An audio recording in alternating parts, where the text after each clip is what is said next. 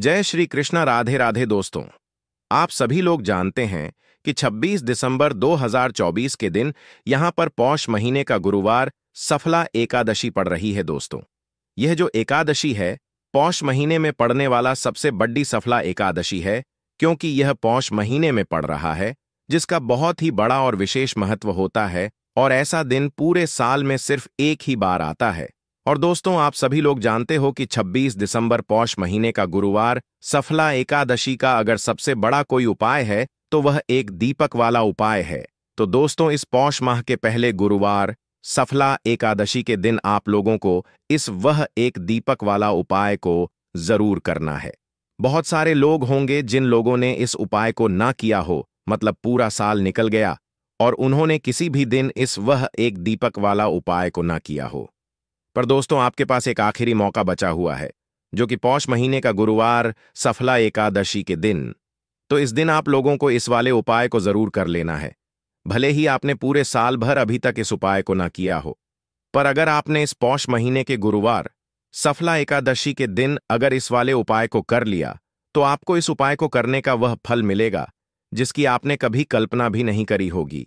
इसीलिए आप लोग इस वाले उपाय को एक बार जरूर कर लेना, ताकि आप लोगों के हाथ से यह मौका ना जा सके और आपको इस उपाय को करने का फल मिल सके।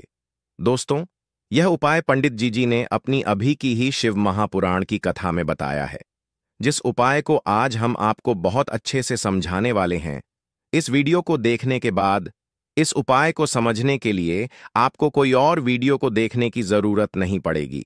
तो चलिए दोस्तों, उपाय को शुरू करते हैं। देखिए, यह पौष महीने के सोमवार सफला एकादशी के दिन यह इतना खास होता है, इतना महत्वपूर्ण होता है।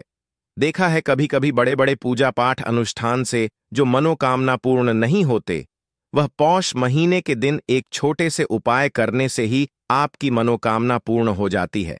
और बहुत सारे लोगों ने इस उपाय को किया भी है और उनको इस उपाय को करने का फल भी जरूर मिला है। अगर आप लोग भी इस उपाय को करना चाहते हैं तो आप इस उपाय को पहले अच्छे से समझ लेना, सुन लेना, उसके बाद करना। आपको इस उपाय का फल जरूर मिलेगा। और इस उपाय को कर लेने से आपके घर में चाहे किसी भी प्रकार की दुख और समस्या क्यों ना चल रही हो, आपको उसका कारण भी नहीं पता है कि भाई यह समस्या किस कारण से चल रही है, उसका कुछ भी कारण हो सकता है, जैसे पर दोष हो सकता है या किसी भी तरह का मंगल दोष भी हो सकता है। तो इस दिन आप लोगों को एक दीपक वाला उपाय कर लेना है। यह एक ऐसा उपाय है जिस उपाय को अगर किसी विशेष दिन पर किया जाए तो भाई उस विशेष दिन का जो है वह तो हमें मिलता है, पर हमने उस दिन पर इस उपाय को किया है तो हमें उससे भी बड़ा फल मिलता है, और फल बहुत जल्दी मिलता है, क्योंकि आप इस उपाय को बहुत ही बड़े और विशेष दिन पर कर रहे हो। तो चलिए अब उपाय के बारे में बात करते हैं, लेकिन उससे पहले आप लोगों को यह जानना आवश्यक है कि आखिर यह उपाय किस समय करना है, किसको करना है और कैसे करना है। तो चलिए हम आगे आपको वीडियो में एक एक करके बता देते हैं। लेकिन उससे पहले अगर आप लोग हमारे चैनल पर नए हैं तो हमारे चैनल को सब्सक्राइब कर लेना और इस वीडियो को लाइक करके कमेंट बॉक्स में श्री शिवाय नमस्तुभयम ओम नमः शिवाय जरूर टाइप कर देना। तो दोस्तों, इसे एक दीपक वाला उपाय को हमें इस गुरुवार सफला एकादशी के दिन कैसे करना है, किसको करना है, किस समय करना है और कहां पर करना है, यह सारे सवालों के जवाब आपको इस वीडियो में मिल जाएंगे। और जो यह वीडियो देखेगा भाई, उसको इसे एक दीपक वाला उपाय जरूर करना चाहिए। और जब बात आ जाए एक दीप वाला उपाय की, तो यह सोने पर सुहागा वाली बात हो जाती है और यह एक बहुत ही बड़ा उपाय हो जाता है इस पौष गुरुवार सफला एकादशी का। तो अब दोस्तों, इस एक दीपक वाला उपाय को आखिर करना किसको है, सबसे पहले हम लोग वह बात जान लेते हैं। तो देखो, घर की जो बड़ी माताएं बहनें होती हैं, उन माताओं बहनों में से कोई भी एक बड़ी माता बहन इस वाले उपाय को कर सकती है।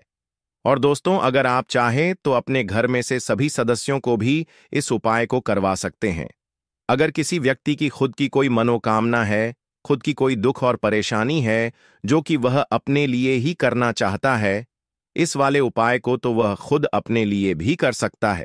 बाकी अगर कोई घर में से ऐसा है जो कि अपने पूरे घर परिवार की सुख और शांति के लिए यह वाला उपाय करना चाहता है, तो भाई वह भी कर सकता है। उसमें भी कोई दिक्कत वाली बात नहीं है। कहने का मतलब ये है कि इस उपाय को हर एक सदस्य भी कर सकता है और पूरे घर परिवार के सदस्य के लिए घर की बड़ी माताओं बहनों में से कोई एक माता बहन भी कर सकती है। माताएं बहनें अगर घर में उपस्थित ना हो या वह यह वाला उपाय ना कर पा रही हो तो फिर घर का कोई बड़ा सदस्य भी इस एक दीपक वाला उपाय को कर सकता है, चाहे फिर वह पुरुष क्यों ना हो। उसमें कोई भी दिक्कत वाली बात नहीं है। एक दीपक वाला उपाय को आखिर इस उपाय को हमें किस समय करना, सुबह के समय करना है कि शाम के समय करना है? तो देखो, इस वाले उपाय को आप लोग सुबह के समय भी कर सकते हो और शाम के समय प्रदोष काल में भी कर सकते हो। अब अगर आप पूछो कि भाई सबसे उत्तम समय कौन सा रहेगा इस एक दीपक वाला उपाय को करने का, तो हम आपसे बस यही कहेंगे कि इस उपाय को आप सुबह के समय करेंगे तो ज्यादा बेहतर होगा। बाकी अगर प्रदोष का काल शाम के समय भी करेंगे तो भी अच्छा होगा, उसमें कोई भी दिक्कत वाली बात नहीं है। तो अब दोस्तों, जो अगली सबसे बड़ी और महत्वपूर्ण बात आती है वह यह आती है कि सुबह अगर हम उपाय को करेंगे तो हमें कितने बजे से लेकर कितने बजे तक के बीच में करना है, और शाम के समय प्रदोष काल में करेंगे तो हमें कितने बजे से लेकर कितने बजे के बीच में करना है। तो देखो, सुबह जितनी जल्दी हो सके आप उपाय को करने की कोशिश करना। बाकी अगर किसी कारणवश लेट भी हो जाओ, थोड़ी देर भी हो जाए, तो 10 या 12 बजे तक भी आप उपाय कर लेना, पर 12 बजे से ज्यादा देरी ना हो, ठीक है? इस बात का ध्यान रखना। उसके बाद में दोस्तों, अगर शाम के समय प्रदोष काल की बात करें, प्रदोष काल का जो समय है होता है वह शाम के 6 बजे से शुरू हो जाता है। मतलब शाम के 6 बजे से लेकर 7 बजे के बीच का जो समय होता है, यह समय प्रदोष काल का समय होता है। पर अभी जो मौसम चल रहा है, इस मौसम में जो है शाम बहुत देरी से होती है, तो आप इस उपाय को 7 बजे या 8 बजे के बीच में भी कर सकते हो। मतलब शाम के 6 बजे से रात 8 बजे के बीच में आप कभी भी इस वाले उपाय को कर सकते हो, उसमें कोई भी दिक्कत वाली बात नहीं है। देखिए, व्यक्ति के जीवन में अगर उसे जल्दी से जल्दी अधिक से अधिक धन चाहिए तो उसको हमेशा श्री हरि विष्णु की उपासना करनी चाहिए।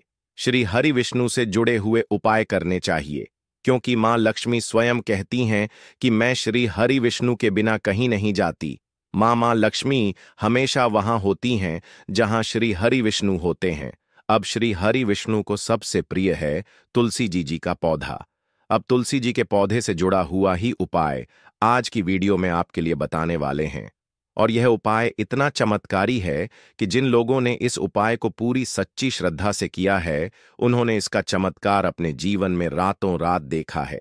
धन के रास्ते जीवन में ऐसे खुल जाते हैं कि आपको खुद भी इस बात पर विश्वास नहीं होता है कि कैसे आपके पास हर तरफ से, हर जगह से पैसा आना शुरू हो गया है। मतलब जो आज आप अपने जीवन में बहुत ज्यादा सोचते हैं कि कैसे यह निर्धनता दूर होगी, कैसे यह पैसे की कमी दूर होगी, कैसे आप धनवान बनेंगे, कैसे आपके पास पैसा आएगा, तो ऐसा समझ लीजिए कि आज की यह वीडियो का जो उपाय है, इसे सच्ची श्रद्धा से करने से रातों रात आपका भाग्य भी चमके, आपकी सोई हुई किस्मत भी जागेगी। तो चलिए बात कर लेते हैं कि 26-3 दिसंबर पौष महीने का गुरुवार रमा एकादशी के दिन यह उपाय आपको किस समय करना है, कैसे करना है और कौन सा उपाय है, क्या क्या चीजें आपको लेनी है। तो देखिए, अगर आपके घर में तुलसी जी का पौधा है तब भी यह उपाय आप कर सकते हैं। तुलसी जी का पौधा नहीं भी है ना, तब भी यह उपाय आप कर सकते हैं। तो देखिए, आपको सबसे पहले यहां पर लेना है एक मौली धागा, जिसे हम कला बागान है। अच्छा, मौली धागे में 2 कलर आते हैं, एक तो आता है लाल रंग का मौली धागा और एक आता है लाल और पीले रंग का मौली धागा, ठीक है ना? और एक पीला भी होता है जिसका रंग केवल पीला होता है। आप कोई सा भी मौली धागा यहां पर ले सकते हैं। अब यहां पर आपको थोड़ी सी पिसी हुई हल्दी लेनी है, जो कि श्री हरि विष्णु से ही जुड़ी हुई है। थोड़ा सा पानी जल डालेंगे उसके अंदर और उस हल्दी को थोड़ा गाढ़ा गाढ़ा घोल लेंगे, उसका पेस्ट बना लेंगे। अब मौली धागा आपने लेना है थोड़ा सा, ठीक है ना? और उस हल्दी के अंदर आपको अच्छे से उसे डुबा देना है। मतलब हल्दी का लेप उस मौली धागे के ऊपर आपको लगा देना है। अब इस हल्दी के जो धागा है, जो मौली धागा है, इसके अंदर आपको 3 गांठें लगानी है। कितनी गांठ लगानी है? 3। अच्छा, तीनों गांठों पर आपको बोलना है ओम नमो भगवते वासुदेवाय नमः, ओम नमो भगवते वासुदेवाय नमः मंत्र बोलना है और इस कलाब में 3 गांठ आपको लगानी है। अब यह कलाप का जिसमें आपने 3 गांठ लगाई, आपको तुलसी जी के पौधे में गुरुवार सफला एकादशी के दिन बांधना है, श्री हरिविष्णु से कहते हुए, मां तुलसी से कहते हुए कि मेरे जीवन से निर्धनता, पैसे की कमी, गरीबी, धन से जुड़ी जितनी भी समस्याएं हैं उन्हें आप दूर कर देना। विशेषकर मां तुलसी से आपको प्रार्थना जरूर करनी है, क्योंकि मां तुलसी की कोई भी बात श्री हरिविष्णु कभी नहीं टालते हैं। तो देखिए, इस उपाय को अश्विन महीने का गुरुवार सफलादशी के दिन आपको किस समय करना है। सुबह भी कर सकते हैं, शाम को भी कर सकते हैं, बस सूर्य अस्त होने के बाद यह उपाय आपको नहीं करना है। मतलब जब सूरज छिप जाता है उसके बाद यह उपाय आपको नहीं करना है। उससे पहले पहले आप किसी भी समय इस उपाय को कर सकते हैं। साथ ही साथ शाम के समय में अगर यह उपाय आप सुबह को कर रहे हैं तो शाम के टाइम पर आपको तुलसी जी के पौधे के पास एक देसी घी का दीपक जरूर प्रज्वलित करना है। अच्छा, दीपक तो बहुत सारे लोग तुलसी जी के पौधे के पास लगाते हैं, लेकिन गलती कहां पर कर देते हैं? देखिए, सीधे सीधे आपको ना दीपक जमीन पर नहीं रखना है। या तो आप छोटी सी प्लेट ले लें, उसके अंदर आप दीपक रखें, और या फिर आप क्या करें, थोड़े से अक्षत चावल के जो दाने होते हैं, जो टूटे हुए नहीं होते हैं, वह आप पहले रख दें और उसके ऊपर ही आप दीपक रखें। फूल की पंखुड़ियां भी ले सकते हैं, उसके ऊपर भी आप रख सकते हैं। रखते समय भी आपको मां तुलसी से प्रार्थना करनी है, उनसे कहना है कि मेरे घर में हमेशा धन धान्य भरा रहे, हमेशा धन की वृद्धि होती रहे और फिजूल खर्ची से मैं हमेशा बचा रहूं, कभी भी मेरे घर में धन की बर्बादी ना हो। तो देखिए, यह उपाय जब आप गुरुवार सफला एकादशी के दिन करते हैं तो ऐसा समझ लीजिए कि मां लक्ष्मी और श्री हरिविष्णु जो है वह आपके घर में आकर वास करते हैं। अष्टलक्ष्मी का आपके घर घर में वास होता है। कभी भी धन को लेकर आपको अपने ने पूरे जीवन काल में परेशान नहीं होना पड़ता है, क्योंकि हल्दी जो होती है यह आपके गुरु ग्रह को भी मजबूत कर देती है, श्री हरि विष्णु को प्रसन्न कर देती है। और यहां पर आपने तुलसी मैया से जुड़ा हुआ उपाय करा है तो श्री हरि विष्णु तुरंत आपकी मनोकामना को पूरा करते हैं। जब मां तुलसी आपकी विश, आपकी इच्छा, आपकी मनोकामना श्री हरि विष्णु से कह देती हैं तो यह उपाय इतना चमत्कारी है कि रातों रात इसका चमत्कार, इसका असर, इसका जो प्रभाव है वह अपने जीवन में आपको देखने को मिलेगा।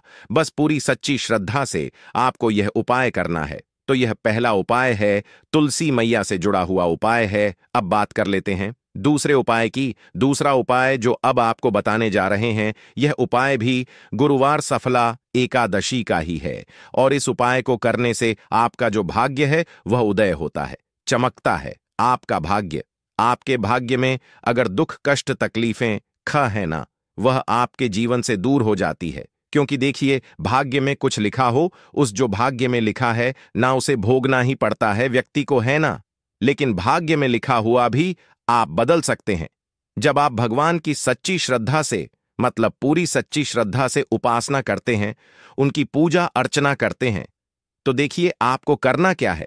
यहां पर आपको लेनी है एक छुटकी पिसी हुई हल्दी, और हल्दी आपको थोड़ा सा जल डालकर, थोड़ा सा गंगा जल डालकर इसका गाढ़ा गाढ़ा सा पेस्ट बना लेना है। और हल्दी का तिलक सबसे पहले आपको श्री हरि विष्णु को लगाना है। सबसे पहले श्री हरि विष्णु के लगाएंगे और फिर वही हल्दी का तिलक आपको अपनी कलाई पर, ठीक है ना, और अपने मस्तक पर लगाना है। इस उपाय को जब आप करते हैं तब आपको श्री हरि विष्णु से कहना है, मां लक्ष्मी से कहना है कि मेरे दुख, मेरे जीवन में जितने भी दुख हैं, कष्ट हैं, जो मेरे भाग्य में लिख गए हैं, उन्हें आप दूर कर देना। आपकी कृपा होगी तो जीवन का बड़े से बड़ा दुख और कष्ट भी दूर हो जाएगा। तो देखिए, जब इस उपाय को आप करते हैं ना, तो हल्दी जो होती है यह एक जगह से, मतलब एक दिशा से सुख और स्वभाव, भाग्य को नहीं खींचती है। 4 दिशाओं से आपके जीवन में सुख, धन, वैभव, समृद्धि, इनको बढ़ाने का काम करती है। इसीलिए कोई भी जब हम शुभ काम करते हैं, कोई भी अच्छा, जैसे शादी विवाह हो गया, तो उसमें हम हल्दी जरूर लेते हैं, क्योंकि हल्दी जो होती है यह सकारात्मक ऊर्जा को भी बढ़ाती है, सुख सौभाग्य को भी बढ़ाती है, आपके धन को भी बढ़ाती है और आपके गुरु ग्रह को मजबूत करती है। अच्छा, हमारा जो गुरु ग्रह होता है ना, हमारी कुंडली में यह सबसे ज्यादा महत्वपूर्ण होता है है, क्योंकि धन को बढ़ाने का और अधिक से अधिक धनवान बनाने का जो काम करता है वह गुरु ग्रह ही करता है। तो बहुत ही उत्तम यह उपाय है।